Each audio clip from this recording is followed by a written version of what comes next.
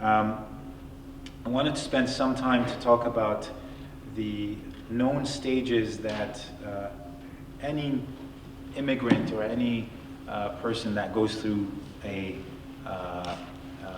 big change like this refugee family will be. What are the stages that they go through? And that's not just for refugees, that really happens for anyone. Even if you go to another state for the job or you go to another country, you're not a refugee, you will go through these transition stages. So the 4 H's, the honeymoon, the hostility, humor, and home. So the first one, honeymoon, will last between a week and 4 weeks. And that's when the family will be excited about this new opportunity to live in America. They will have full of hopes. Everything is new to them, so everything is very exciting. And they might come with a lot of expectations. We don't know what they've been told while they were in a refugee camp, but they might come here thinking that everything is easy, everything is great, they're gonna have lots of fun, they will make easy money, everything looks so rosy.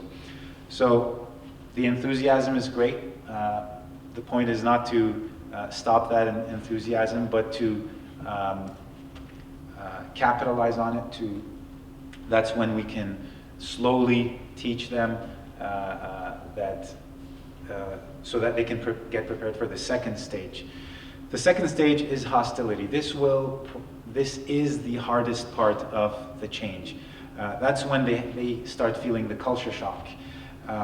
So the novelty of the new culture would have worn off, and our job as volunteers will be to try to minimize the time where they're in that hostility stage as much as possible.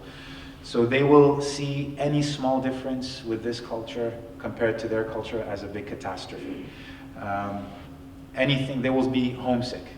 All the stereotypes and prejudice will surface. They will search for friends. That's when they want to make friends. They want to find people that they can relate to. They will miss their friends and their family in their home country. So this will be the hardest stage. This is when they probably will complain about the smallest things. And our job as volunteers will be to be empathetic, so understand where they're coming from, understand their hardships.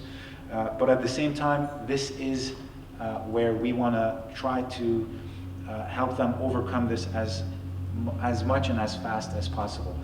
This stage might last the longest.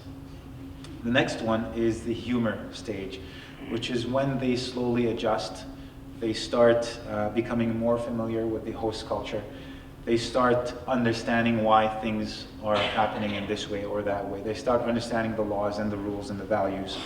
They start feeling more comfortable.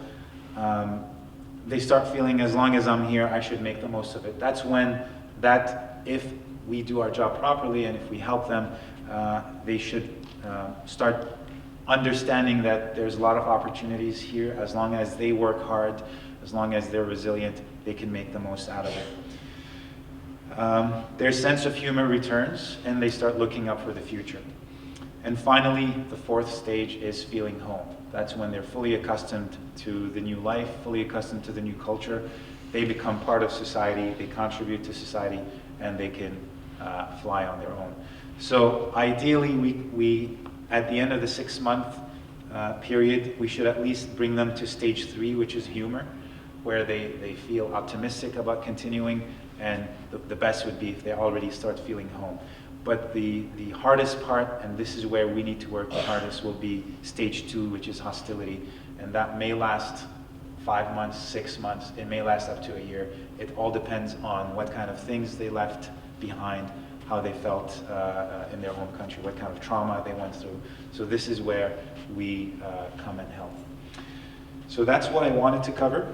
I want to next introduce Jennifer Worst from the Brookfield Congregational Church, who will talk to you about important advice for co-sponsors from IRIS.